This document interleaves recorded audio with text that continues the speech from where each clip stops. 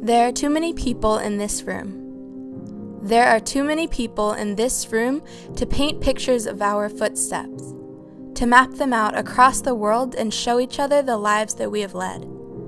There are too many people in this room with too many stories full of too many tears to share them without turning this town to an ocean, flooding it with a wave of whispers and broken promises and flickering stars of hope lost long ago.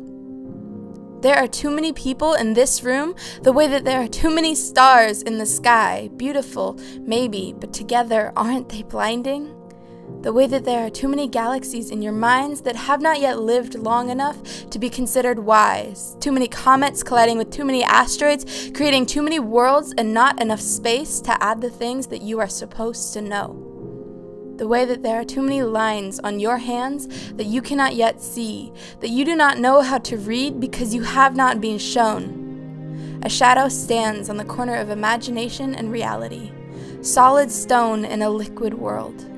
His hands phantom as he reaches out to whisper in your ear, "What do you know?"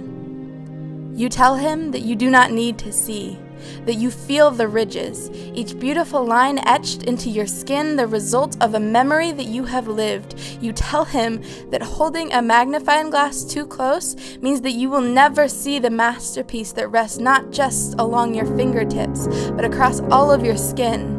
That focusing on details is like reliving only one memory 1,000 times, beautiful, but forever frozen. But what do you know? He says you know nothing of the history of this planet. You are too young, too innocent. You did not know the Egyptians. You cannot name each Greek god. Your hands did not build the pyramids. Can you say definitively who built Stonehenge? Well, the shadows cannot either, but that's not what matters. You know nothing.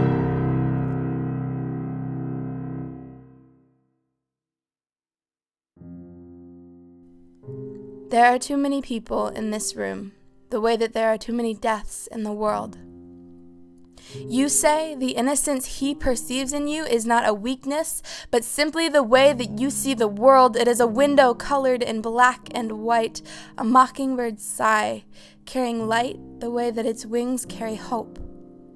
You say that the rivers of blood that have spilled in front of your eyes are something that he will never imagine, that you are scarred beyond your years, that he will never know the agony of watching that waterfall and knowing that despite every division of color, we all bleed in roses.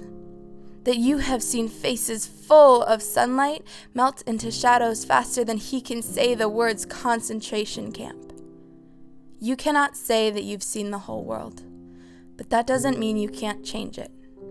My hands did not build the pyramids, but these lines have moved through more flooded towns than I care to remember. And sometimes being blinding is the only way to remind someone how much they truly love to see. What do you know? Nothing of fighting in wars, yet everything about living through them. Nothing of running a country, and yet everything about what it takes to change one. There are too many people in this room. Too many people for the shadowed corners to claim that you have not lived, have not cried, have not seen your world crumble. Too many people to pretend that you are powerless.